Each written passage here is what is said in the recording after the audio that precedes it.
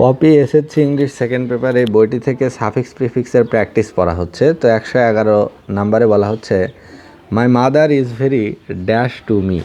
এখানে আছে অ্যাফেকশন, সেখান থেকে হবে অ্যাফেকশনেট। তাহলে my mother is very affectionate to me, আমার প্রতি আমার মা খুব স্নেহশীল।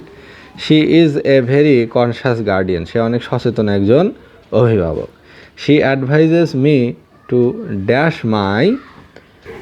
মাই নলেজ। এখানে আছে রিচ, সেখান থেকে হবে সমৃদ্ধ করা। তাহলে সমৃদ্ধ করার ইংরেজি হলো enrich my knowledge.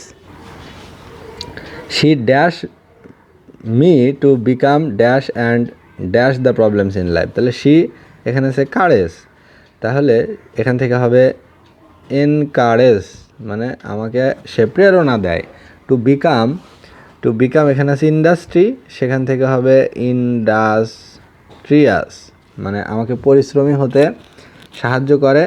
And overcome, এখানে আছে কাম, সেটা হলো ওভারকাম, মানে উতরানো, জীবনের সমস্যাগুলো উতরাতে আমাকে উদ্বুদ্ধ করে। She is my guide and এখানে আছে প্রোটেক্ট, সেখান থেকে হবে প্রোটেক্টর, তিনি আমার রক্ষাকর্তা এবং আমার দিক নির্দেশক। ডিউরিং মাই ড্যাশ, এখানে আছে ইল, সেখান থেকে হবে ইলনেস, অর্থাৎ আমার অসুস্থতার সময়ে। শি নার্সেস মি ভেরি, এখানে আছে কেয়ার, এখানে হবে কেয়ারফুলি, আমাকে অত্যন্ত যত্নের সাথে তিনি আমার সেবা করেন। অ্যান্ড হেল্পস মি ড্যাশ সুন, এখানে আছে কভার, সেটা হবে যোগ করতে হবে, রিকভার সুন, অর্থাৎ দ্রুত যাতে আমি আরোগ্য লাভ করতে পারি। She is my most dash person, এখানে আছে ফেভার, সেখান থেকে হবে favourite. She is my most favourite person, তিনি আমার সবচেয়ে প্রিয় ব্যক্তি।